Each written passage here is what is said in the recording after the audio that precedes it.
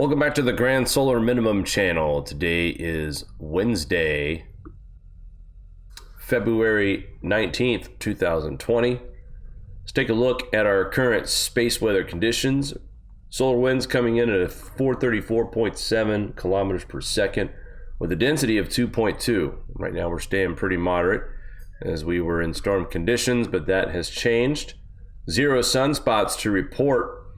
And just to kind of give you an idea of the big picture here, let's go to the grandsolarminimum.com, our website, and we have nothing on the horizon. We do have a very small coronal hole in the southern part of the eastern limb, and also a active region, but that is not yet to be determined a sunspot. It is very small.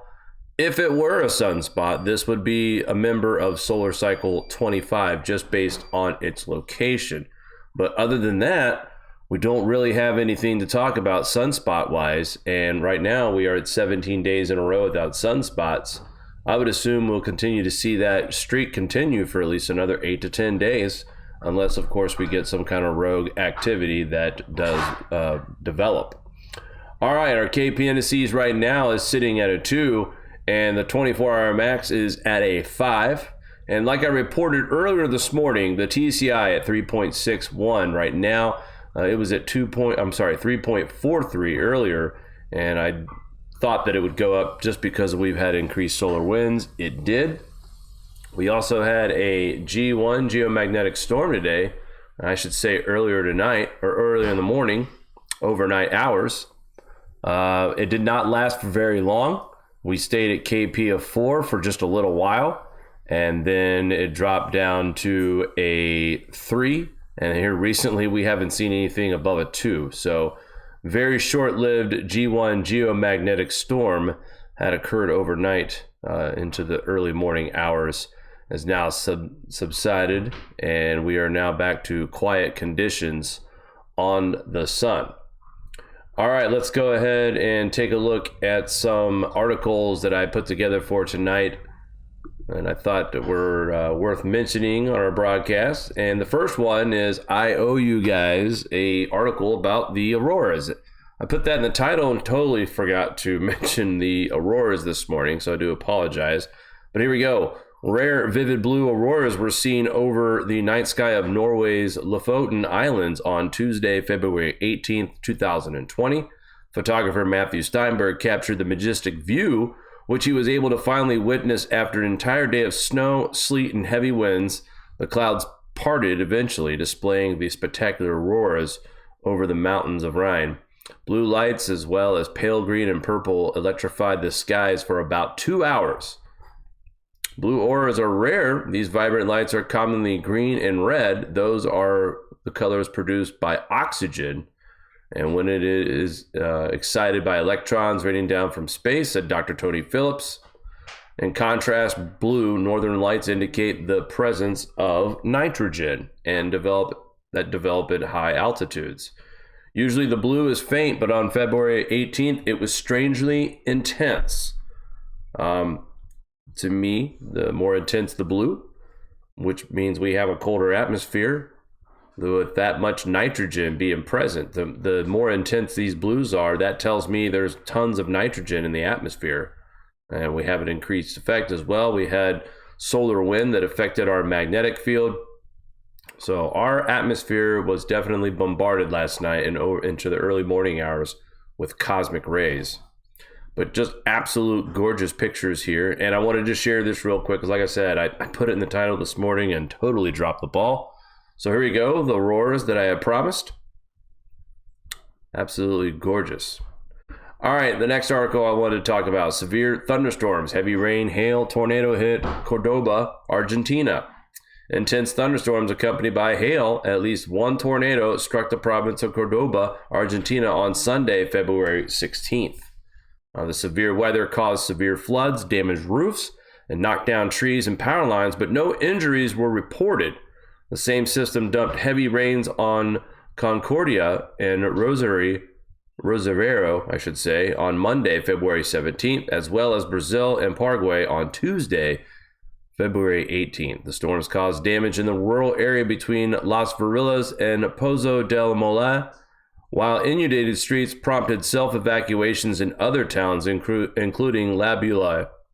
Labula canals and drains overflowed after about 3 inches of rain, according to local media. Local municipal government had to evacuate residents and staff of a nursing home in the area due to damage caused by water leaks that affected electrical systems. The elders were reportedly transferred to a church and were provided assistance. Secretary of Risk Management Claudio Vinetta said there were significant winds and precipitation which blew away roofs, trees, electricity. Despite the damages, he clarified there were no injuries in the sector. Moreover, a tornado was also seen in the area, which citizens were able to capture and share on social media. And I'll just show a few seconds of this footage here. It seems like this is a common sight that we see when we report on this channel when we're talking about weather around the world. Tons of flooding there. I'll leave the link in the descriptions. You guys can check out the flooding footage and check this out. Look at the twister here.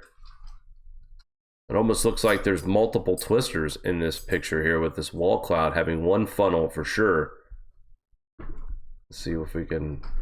I know this is not... I don't believe that's actual part of the footage there, but we see the funnel right here, a small one right here, and then one back here. So I'm just curious of the... I'm going to vet that picture, actually.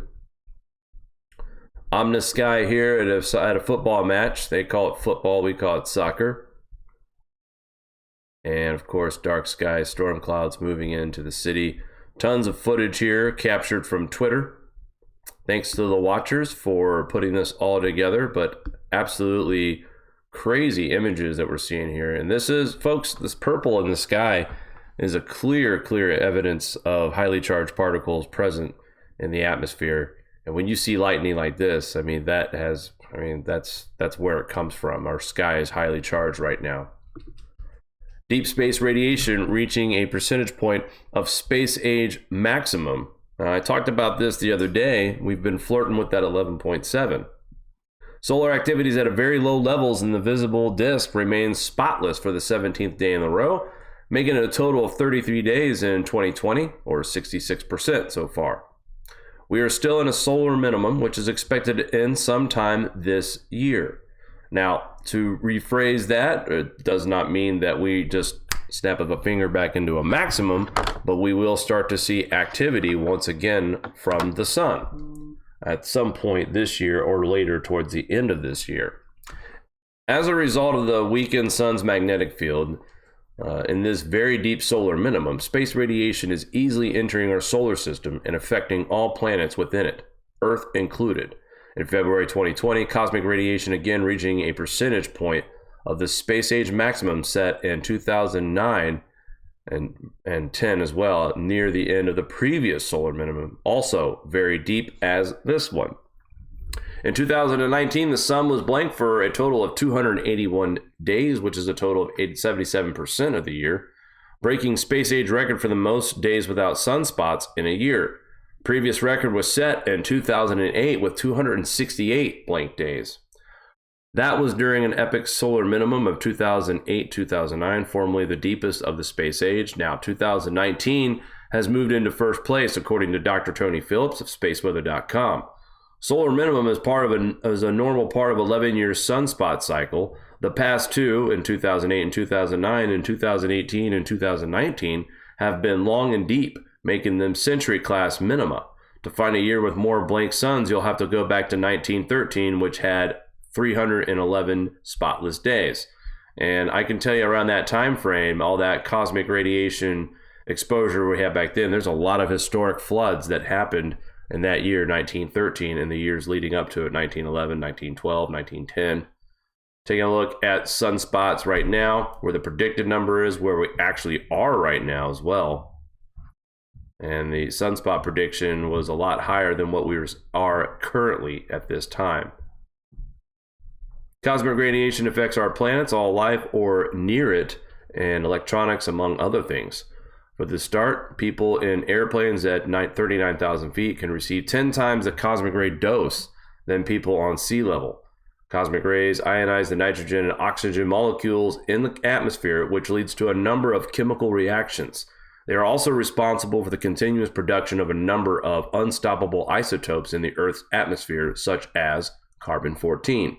It has been postulated that cosmic radiation may have been responsible for major climatic change and mass extinction in the past. According to Adrian Malott, 62 million year cycles in biological marine populations correlate with the motion of the Earth relative to galactic plane and increases in motion of the Earth's exposure to cosmic rays.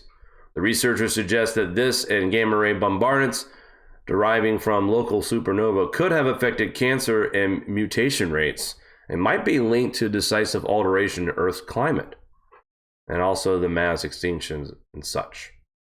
Again, thank you to the Watchers.news for really tonight. Their website, in my opinion, is the result of grand solar minimum and solar minimum effects here. So the next article, very intriguing here. Bright fireball over Popocatépetl in Mexico. Not only do we see eruptions from time to time, but now we're going to have images of a fireball, and I just wanted to mention it and show it because just what a pretty neat combination here. Lots of fireballs, folks. And I'd like to say, or believe that is, that the weakened magnetic field of Earth allows more of these fireballs to actually enter into our atmosphere. And it seems like we have quite a bit of them on a regular basis. But just seeing this here over the volcano, well, I thought it was worth sharing everybody tonight. We haven't had any real news lately either on volcano eruptions or anything of that such. It's been fairly quiet recently. Some minor eruptions, earthquakes as well. We had a lot of action in Puerto Rico, and just things have kind of just mellowed out for a little bit, which is fine by me. There's been tons of disaster this year, so this is not a bad thing that there is a little bit of a break and calm from some of these dangerous earthquakes and volcano eruptions. So we will continue to monitor those as time moves forward. And I wanted to bring this up. This is a couple days old, but Mississippi under state of emergency after historic flooding above normal rain triggers inundation and landslides in Tennessee. I did mention that the other day. In Mississippi, among the worst affected areas is Jackson, where the Pearl River surpassed major flood stage at 36.7 feet on Monday, February 17th, the state's third highest level ever. And it's February, folks. We're not even into spring yet. Prior to this, the government of the state declared a state of emergency on Saturday, February 15th. This is a historic, unprecedented flood, says Governor Tate Reeves, with projections showing the potential of this being the third worst flood in our state's history. I've declared a state of emergency to deploy the necessary resources to take care of all Mississippians impacted.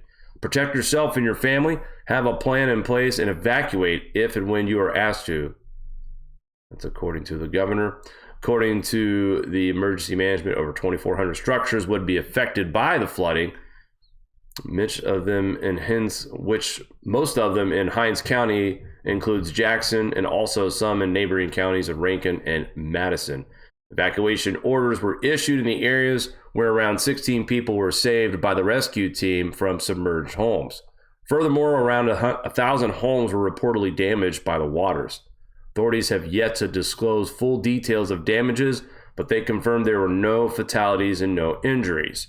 So good news on two severe weather events and flooding, but no injuries and no fatalities. But we just talked about this a couple of nights ago, where weather.com is raising the question about, is 2020 going to be a repeat of 2019? And their answer so far is yes. With the snowpack, with the amount of rain that we're seeing already in the south, this is February. We have much more rains to worry about coming in March and April. So yeah, this is a concern, folks.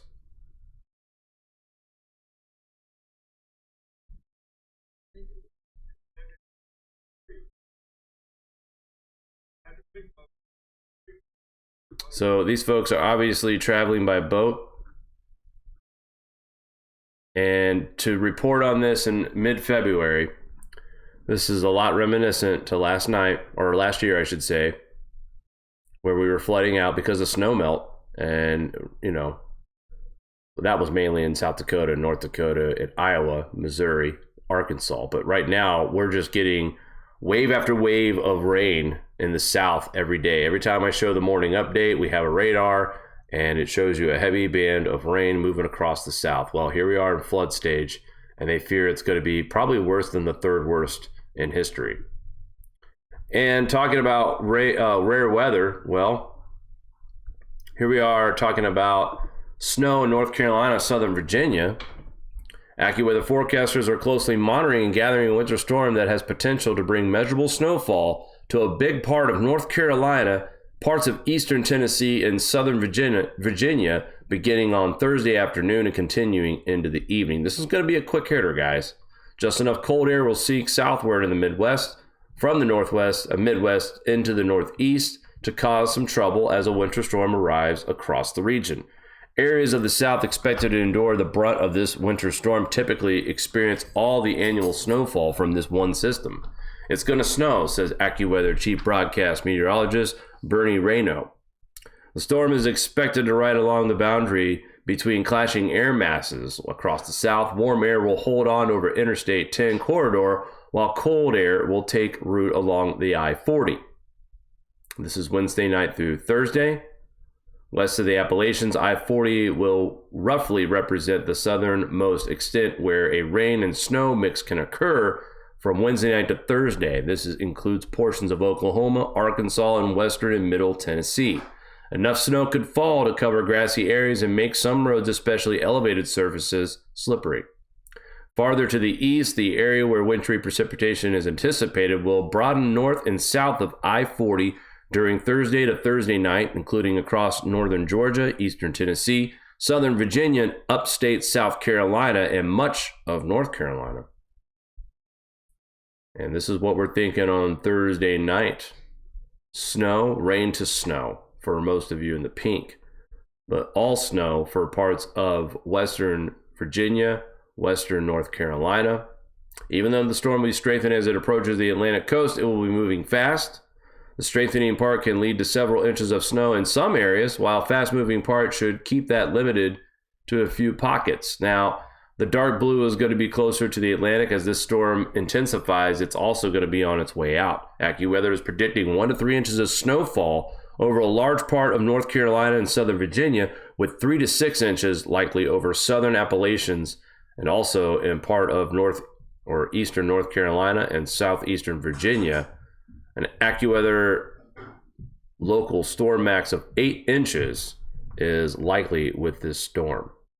Locations in the 3 to 6 inch snowfall may pick up more snow from this storm than DC, Philadelphia, and New York City have measured all season long, with snow totals on the I-95 corridor of the Mid-Atlantic are way below normal, with a 0.6 of an inch in DC, 0.3 in Philadelphia, and 4.7 in New York City thus far.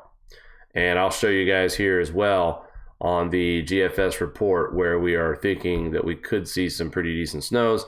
I showed you guys a nor'easter. Well, I'll show you here in a minute what's going on. But moving along, finally, some cold weather is possible in the Midwest and East. I saw something this morning from Judah Cohen talking about March being cold for the Northeast. We're finally going to see some polar vortex disruptions and possibly a blocking event in Greenland. Well, a pattern change may bring more persistent cold air to the Midwest and the East. The jet stream will dip southward, opening the door for Arctic air. It took the entire winter, but the upcoming pattern change might finally bring more persistent cold air to the Midwest, South, and East as February ends and March begins. Dozens of cities east of the Mississippi River were reporting one of the 10 warmest winters to date from December 1st through February 18th, according to the Southeast Regional Climate Center. I don't know what the relevance of reporting on how warm their winter was when they live in the South and they're near the Gulf of Mexico, where there's lots of warm, moist, humid air. But hey, They just wanted to point that out, that it was warm in the south. In the deep south, it was warm. Sorry. That's because polar vortex has been unusually strong for most of the season, keeping Arctic air locked across the polar regions rather than pledging southward into the United States and persisting. I want to add as well that because of that cold air that is locked up in the Arctic, we are seeing record sea ice extent gains. With a record strong polar vortex locking the Arctic air into the far northern latitudes, any sustained cold air in the central and eastern U.S. must come from a change in the jet stream pattern. That's exactly what computer forecast models are predicting from late February into early March. The pattern change may drive more persistent cold air into the Midwest, the South, the East during the last week of February and the first week of March, as a northward bulge of the jet stream over the North Pacific Ocean and near the Gulf of Alaska, as illustrated in this map here at the article. So, slightly below average for folks in the Northeast and much below average for you folks in Indiana, Illinois, Ohio, Kentucky, Tennessee, parts of Missouri, Arkansas, and everybody in the Deep South. And my brother and I were just talking about this, and I told him, I said, I wouldn't be surprised to see you guys get some cold air in March, in the beginning. And also, I still think there's a chance for at least one big snowstorm before the end of this winter to hit the Midwest. And I'm talking about Illinois, Indiana, Ohio, Kentucky region. So upcoming pattern change, we'll see some colder temps. It's been an up and down February, like I've said, all month. Very unpredictable, very roller coaster like. Mild temperatures, very cold temperatures. We've seen extreme cold. We've seen some mild air. We've seen lots of rain. We've seen lots of snow, lots of ice, lots of sleet. And today we witnessed lots of wind here in the Northeast, especially in upstate New York. And here's a breaking news event earlier today. Nearly 200 vehicles involved in a snowy pileup near Montreal, Canada. The incident happened Wednesday afternoon south of Montreal. Reports of at least 69 people that were injured. Blowing snow played a role, officials said. Several people were injured in a multi-car pileup involving nearly 200 vehicles in whiteout conditions near Montreal Wednesday afternoon. Snow and high winds at the time of the incident created whiteout conditions and reduced visibility to zero. Transport Minister Francois Bonnardel said in a news conference, according to the Montreal Gazette. An estimated 69 people were injured, the Canadian Broadcasting Corporation reported. At least 9 of those injuries were considered serious. Bonnardel said there was nearly 200 vehicles involved. Thank you for stating that for the third time. Photos posted from the scene showed dozens of mangled cars, trucks, and buses. The incident closed Highway 15 in both directions in La Prairie, which is south of Montreal and about 30 miles north of the U.S. border. The road is expected to remain closed until Thursday morning. The pileup happened around 12:30 local time, and crews were still extracting people from their cars 3 hours later. Police were using charter buses to transport the injured travelers away from the scene. Again, we had high winds here in upstate New York. I'd have to say that this system was part of the reason why we saw that today, the snow in Montreal, creating whiteout conditions and injuring 69. Again, thankfully, no fatalities in this huge pileup. I mean, I think the 200, I think that's the biggest we've seen this year as far as pileups and accidents due to snow. All right, so this morning I didn't really go over the GFS because I wanted to wait for the 18Z. We've seen a lot of changes in the GFS, and I kind of just wanted to see what the 18Z was going to show us tonight. And here's what we got. So we talked about this possibility of the nor'easter. First, let's get this first storm out of the way. That's the snow that North Carolina and Virginia are going to get. Rain to the south, so more flooding possible. But that 3 to 5 inches along the East Coast and in the eastern parts of North Carolina and southeastern Virginia. That system will move out, strengthen actually as it moves off the coast. High pressure settles in for Saturday, February 22nd, and then moving into Sunday as well. We have another low pressure system across the 4 quarter states, trekking away across country, and it's all rain for the most part for the Midwest. Parts of the northern Great Lakes will see some snow from this. This is February 25th, and that system will just be plain old rain for the Northeast. But there's the nor'easter that we were following for the end of the month. Look how much this model has us on the coast, and we're riding a ridge on this. So we got another one of those ridge and fridge going on. On the backside of this is going to be some heavy snow. Buffalo, I mean, you guys look like you're going to get pummeled on this one. Wouldn't be surprised to hear about a foot worth of snow by Thursday, February 27 for western New York, Erie, PA, and northeast Ohio, mainly past Cleveland, the far northeastern parts. Pittsburgh, Pennsylvania also in the mix for some snow as well. Parts across southwest Ohio. Dayton, Ohio could see about 1 to 3, maybe an isolated 5 inches. I don't know if this is the one I was talking about, but this could be a significant accumulating snow if this storm continues to trek a little bit further south and a little bit further west. But right now, it's hitting the northeast. Half of it rain, the other half is snow. When this storm does make its way through on Thursday, February 27th, the cold air will change everything back over to snow. Lake effect for parts of Buffalo and South Towns. And of course, Lake Ontario will also provide lake effect snows as well. And a band of lake effect snow could reach the southwest part of Ohio as well from Lake Michigan, believe it or not. That system moves out. We're getting ready to end February. Dry northwest showing us more snow and rain to the United States. And then a huge system gets its act together on March 2nd.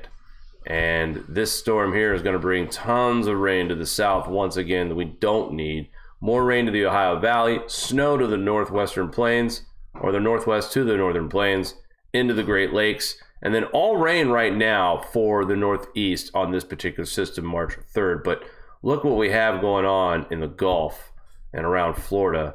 That's another system that we'll have to keep our eye on as well. Not just for the rain, but this thing could trek further inland as we get into more forecast models. And then another soaker in the south. So we're talking about, let's see, let's start from here. We have system number 1, system number 2, cold. This is where we're going to see that below average cold right here, guys, after this big system right here. That's next Thursday. And that goes all the way to the south. We'll see freezing temperatures. So on top of that cold, we'll have more rain right after that. That's system number 3. And then system number 4, bringing more rain to the Mississippi. And then system number 5 by March 6th. And that looks brutal, folks. If we're already talking about flood stages right now, and with the amount of moisture that we're going to see here in the next 16 days, plus we got a major snowstorm happening once again across the middle part of the country. This could be that ridge they're talking about that we could see in March, and then some very cold air behind that for a couple days or more into mid-March. So winter is not over with. We're still not out of the woods on the whole possibility of the nor'easter right here. I mean, right now, this storm is trekking a little further west than it was before. A lot could change between now and next Thursday, as that's still 8 days away. And we all know these forecast models are pretty good when it gets closer to the date, especially when you get about 3 to 4 days away from the actual storm hitting. We get a better idea of this. And so far, this storm has held together. We've been monitoring this since early last week, and this has held together on the GFS. Now, what's that mean for our temperatures? Fair, not bad. Winter across the north, the middle part of our country is just about right. And then mild temperatures to the south. But lots of cold air coming in on the 21st, keeping things in the 30s and 40s for the most part in the south too, 50s, mid-50s tops. And starting off next work week, well, it gets a little bit more mild in the deep south, across the Ohio Valley into the northeastern part of the United States. We got mid-40 temperatures coming in next week on February 25th. And then that cold air starts sinking in from the north, northern plains, across the Midwest, Plain States, into the Ohio Valley and into the northeast, some very Arctic air overnight and day. And then we get a little bit more of ridging developing. There's that warm up right here that we're going to be watching as far as what this storm is going to do at the end of the month. But we see that cold air once again trying to make its way into the lower 48. And by the time we get to March, winter is definitely still in effect for the northern plain states, parts of Wyoming, Colorado, Nebraska. And look at this, early springtime temperatures for you folks in Dayton, Ohio, Cincinnati, Ohio, Indianapolis, Richmond, Indiana, Kentucky, nice 50s and 60s.